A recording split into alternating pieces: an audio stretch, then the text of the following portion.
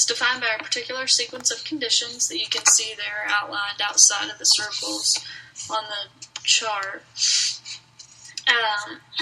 that when combined could produce tremendous events. So if you put, alone these things are okay, but once you start mixing them and meshing them with different personalities, different people, they could all kind of slip into that hazardous hazing red area there that you see, which is usually when bad things happen. And usually those things will happen before anybody realizes it. It's kind of like in the video you saw the young man who drank too much at a party as part of his initiation, and everybody thought that he was fine, but really in the end it ended really tragically, and he's not here with us anymore.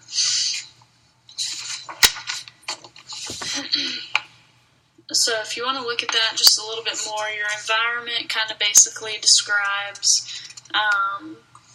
the time and place that students use for hazing, the group dynamics, emotional states of everybody within the group. Emotional states are always going to play off of the environmental conditions.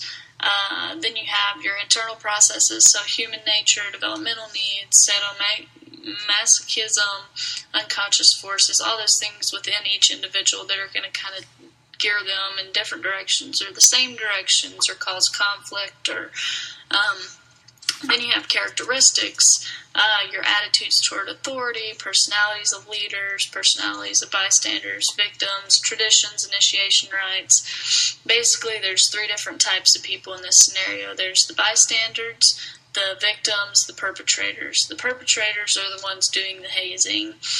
Without them, there would be no hazing. So that would be one solution to, problem for whoever disagrees. Then you have your bystanders, or basically those who have probably been the hazee before, and they are just watching while the victim is the one being hazed. And the victim, they're the ones that they have something in common with each other because they don't know any different yet because they haven't experienced the hazing process yet. So that's kind of where that comes into play.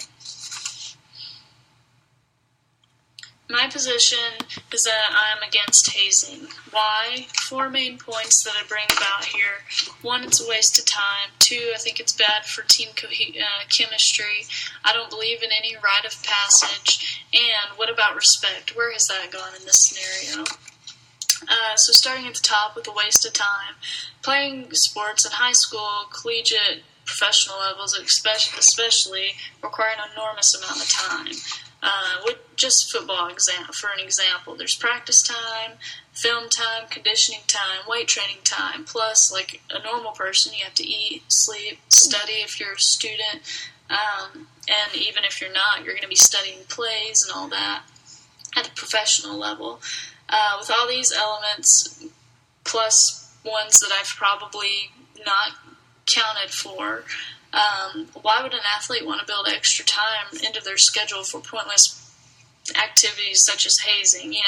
I could think of a million other ways to build team cohesion, team building, kind of activities other than hazing, other than things like cutting hair and tying somebody up to a pole and pouring cold water on them, and especially when you start thinking of ways to make people drink so much that they can't stand it anymore, and that it sometimes can end in death. It's just terrible. Second on my list there, I just think that it's bad for team chemistry. Not everyone on a team is always going to be for hazing rookie players as initiation. There's always going to be players who side with hazing and others that won't. Just like in any big group situation, not everybody's going to be on the same side of the fence. And, to me, I think it's just kind of part of human nature to take sides in any matter. And as those sides become more prominent, they become more defensive, which can potentially drive a wedge between your team, which really isn't building team chemistry, it's breaking it down. I just believe that a team A team is a group of individuals working for a common goal, and that's it. So I bring something as petty as hazing in the middle of it to separate everyone. Next, the rite of passage. I personally don't believe in a rite of passage, like I said earlier. Either a player contributes to a winning team or they don't. There's no middle ground to me. Hazing brings with it a negative connotation to so many people in today's society that the rite of passage should be removed from any team-building experience.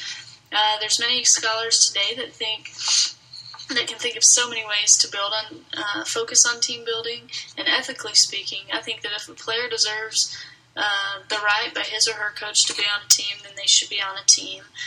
Because I, for one, don't see ethics behind hazing at all. Especially when the coach is involved in the hazing, I just don't. I think that's bad character for the coach, and then reflects bad character upon the institution that they're at. I believe it's wrong, no matter what degree it's being enforced at. And I'm sure, some will say that a bad haircut really isn't an act of hazing, but it is. Take Des Bryant from the Dallas Cowboys, for example. There was a big stink of it, in the media when he refused to carry Roy Williams' shoulder pads at summer training camp. Because he wasn't going to play a part in their hazing rituals, and he just wasn't going to do that, he did his part to get into the NFL. He's on the team, and that's where he stands on that. And in fact, Jason Garrett, head coach for the Cowboys, actually stopped hazing rituals on his team and finally just said, enough of that, we're not going to have that anymore. Which I think some teams should take notice of and maybe follow suit. And lastly, what about respect? The intent of hazing is to demean and cause a feeling of being powerless and not valued. Where's the respect there?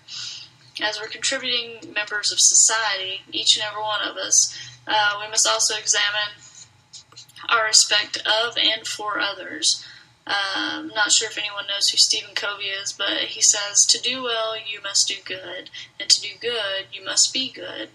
In the sense of hazing, we must know what is acceptable and know what's not. Not only will this make us better human beings, it will also help build character in our students and athletes. I believe that each person is morally obligated to treat each other respectfully and compassionately in all matters of life. And many people believe that engaging in sport teaches and promotes the adoption of social values like hard work, teamwork, and discipline. Hazing does not and will not promote a respect or value for any person, no matter the severity or level of activity they're participating in. Hazing does nothing but demean others.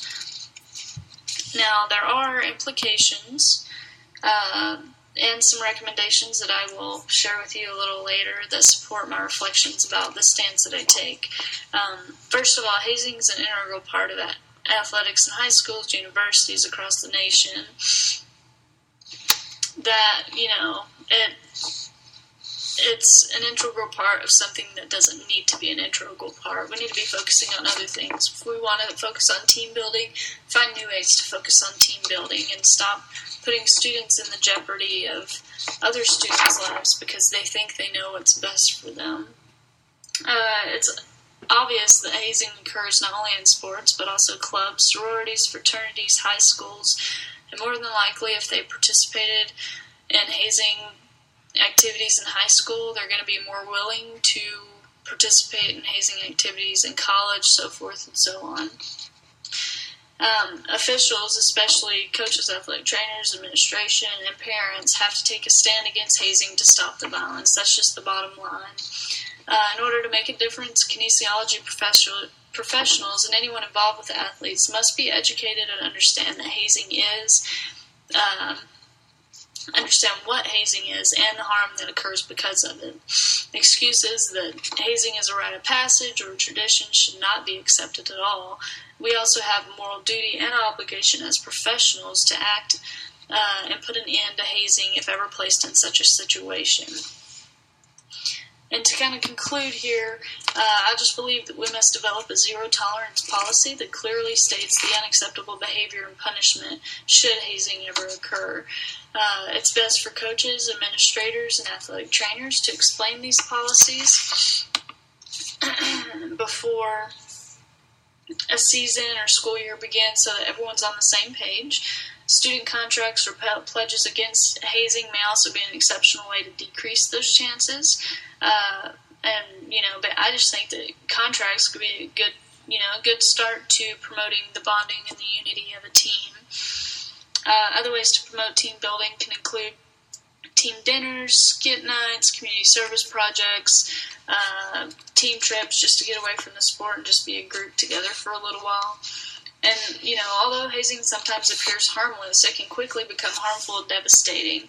Athletics is a pleasure that every person should be able to enjoy if he or she wishes. We who teach and coach athletes also gain a personal satisfaction of being there for our students and athletes. We should all work to make it the best and most rewardable experience possible.